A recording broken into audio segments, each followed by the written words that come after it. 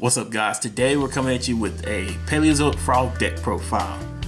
So let's jump into the deck profile and let's see what we're coming at you with. We're still running 3 swamp frog. Swamp frog, you gotta have him. He's the main, frog for the deck. You summon him, get that frog sent from the deck to the graveyard, and hopefully you start plussing from there. We're running 3 Duke frog. It just helps you get to your swamp frog that much faster if he's destroyed by battle or card effect. When he goes off, get that swamp frog, start getting your pluses going. We're running 2 rodent totem. Rodent totem's not a frog, but he is a good toad that keeps liking the frogs, and he banishes them out to keep getting them special summons. And lastly, for the monsters, we're running 2 Spellbook of Prophecy. This guy, he's good on paper, he really is. To me, I think he's good all the way around, but the fact that you're giving up your normal summon does hurt. But the fact that when you do it, if he doesn't get ashed, if he doesn't get ogred, he doesn't get effect veil or something like that, you're gonna start searching through the deck, you're gonna start drawing through the deck, and that's gonna really put you way ahead. But that is it for our monsters. For our spell cards, we're running 2 Spellbook of Secret, just to be able to make sure we can search out our prophecy, get that knowledge in the hand, and that way we can get our potted Greek play going. Speaking of knowledge, we're running 2 Spellbook of Knowledge. Like I said, to me, the Spellbook engine needs to be running at 2 too, because it's going to help you get the deck searched through fast enough so that you can get to the plays that you want. There's going to be times that you're going to activate cards like Reckless Greed or things like that. That way you can still get your draw power and you're searching through the deck, and that way you can get enough consistency as you much possibly need. You don't want to see this drawn, but like I said, it's not going to hurt you because it's still going to be helping with the combos. We're running 1 Monster Reborn because just to be able to get the cards back on the field for free is always good.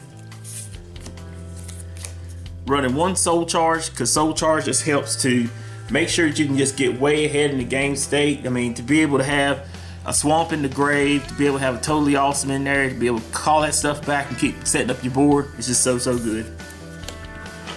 And lastly, we're running 1 Scapegoat because Scapegoat is going to be a good card to defend with, or if not to defend, just to be able to get a quick access Burlow Dragon, and that's just going to be good for you right there. But that is it for our spell cards. For our trap cards, I'm running 2 Myrmidon. A lot of people don't like to run this card because it doesn't have no extra actual effect that hearts the opponent. But to me, I like to run Lost Winds, to run Breakthrough Skill, things like that. Things that are going to sit there and really hurt the opponent. A lot of people like to run Dynamiscus. Me personally, I do not like to discard. If I don't have a Paleozoic in the graveyard, I have this, a Waboku, a Reckless Greed, a Mirror Force, or any other type of trap that can be activated. I'd much rather send like a Lost Wind to the graveyard or send a Paleozoic to the graveyard. That way I can start setting up my plays. If I don't have Paleozoics in the graveyard, this right here can make sure it happens. So it's a foolish burial, why not? I'm running 3 Olinolis, the MST. Like I said, to me, the way I look at the Paleozoics, they are the aspects of the most powerful cards that were in the game at one point in time. Like I said, Myrmidon is like a foolish burial for the Paleozoics. This is an MST that's going to make sure you get rid of that back row. You need to make sure that back row is clear, that way you can just start beating down the opponent or getting rid of those field spells. And lastly, we're running 3 Canadian, the Book of Moon. Like I said, every one of the Paleozoics have good effects, versus off old cards. Like I said, Canadian is going to be good just to be able to Book of Moon cards. Make sure that they can't go into those Leap cards or go into the XYZs or Synchros or whatever they want to go into. This right here can make them slow them down. If they decide to put the wrong type of extra deck monster in the extra deck monster zone, book it face down. That way you lock them out from doing whatever they want to do in that extra monster zone spot. Also running 3 Reckless Greed. Reckless Greed, is so good. The fact that you're going to be able to get that quick draw, get them pluses out of the deck, get that consistency going, also be able to get your Paleozoics onto the field when you activate it is very good. It hurts to be able to sit there and make sure that you're not drawing for 2 turns, but like I said, if you're able to pop this off, you're going to keep drawing and drawing and drawing for days. I'm also running 2 Lost Wind. Lost Wind is just good just to be able to make sure that those extra deck monsters, you gotta stop them. Anything that's got that special summon, you gotta stop it. Those effects, to be able to cut it in half, that can help you get over, especially considering Totally Awesome's only 22. That can help you get over a lot of big beaters. So to be able to have this card that can really activate it once, reset it again, activate it again, that's like having 2 extra traps in the deck that you didn't have. So I like that a lot. We're running 2 Waboku. Waboku is one of the cards that, you know, the team was originally built off of. You know, Mirror Force was always out there, but Waboku is the one that saved our butts. Like I said, you activate Waboku. Waboku is going to make sure the battle damage is not going to happen. Also, too, it's going to protect the monster. So if you got a Paleozoic in the graveyard, activate Waboku, chain the Paleozoic. Paleozoic comes out, even if they hit the Paleozoic, Waboku is going to protect and it's still going to stay on the field. That's going to help you make more plays. So I like that a lot. We're running 2 Mirror Force because sometimes your opponent gets a little too bowdy on the other side, and sometimes you gotta make sure you tell them, say, look, you forgot about the most powerful card in the game, Mirror Force. We also running 2 Anti-Spell because right now, the way the format is, you know, there's a lot of spell cards, but we don't want to define our deck off the format. Like I said, we want to build a deck so that we can make sure we can compete with the format, but we don't want to be able to chase that deck because we may not play that deck in so many rounds. So we want to make sure we can flip the anti-spell, slow our opponent down so we can get the board set up. And lastly, we're running 1 Solemn Judgment, 1 Solemn Warning, and 2 Solemn Strike. The Solemn Brigade is also good. You know, the fact that we got back Solemn Judgment is also good to be able to stop any card effect. Warning just to be able to make sure we stop all the crazy summons, and Strike to make sure we can just stop all the crazy monster effects. These 2 right here, you want to pretty much save them from Danko. Once your opponent sees that you're playing frogs, you're pretty sure you're going to see Danko in either game 2 or game 3.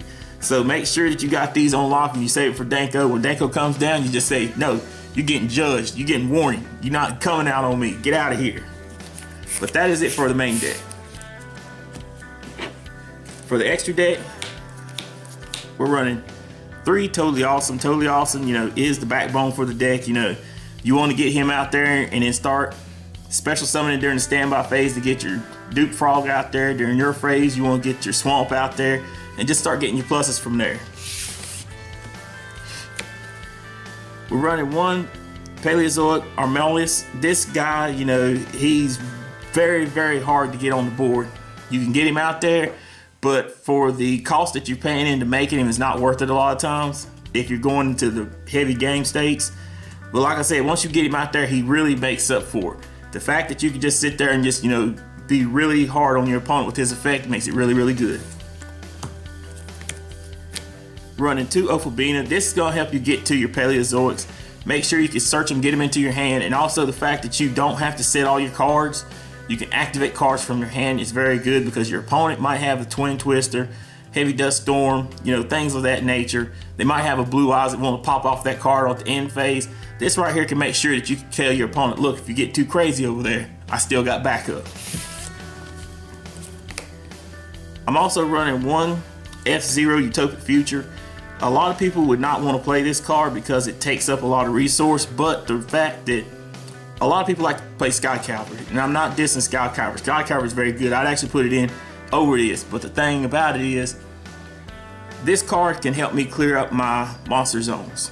On top of that, it can help me hit the opponent in the Biscuit. The fact that this card right here can steal their monster and take their monster and hit them with it, and this card's not going to be destroyed by battle, and if they decide to Raigeki, Dark Hole, something like that, it's going to protect itself. So that's the reason why I chose this over Sky Cavalry.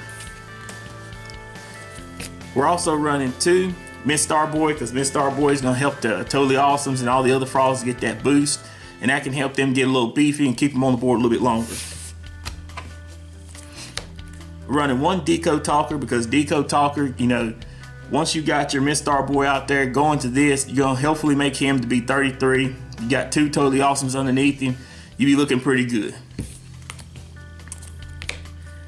We're running 1 Topological Bomber Dragon just because, you know, he is really good in this deck. The fact that you can activate a trap, put a Paleozoic underneath him in one of his link pointers, And whenever that happens, he's going to blow up all monsters in the monster card zones. He's going to be a dark hole to the field.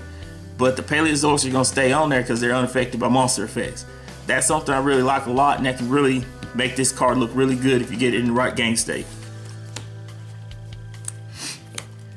We're also running one Borlo Dragon. Borlo Dragon is the most peskiest card I've ever seen. The fact that he can just, do some nutty things, just beat down the opponent, steal stuff, make sure the effects are not going off. He can really be a pain in the butt. But he's really good for helping you get the beat over that little 2700 wall. That's where we max out at with our Totally Awesome.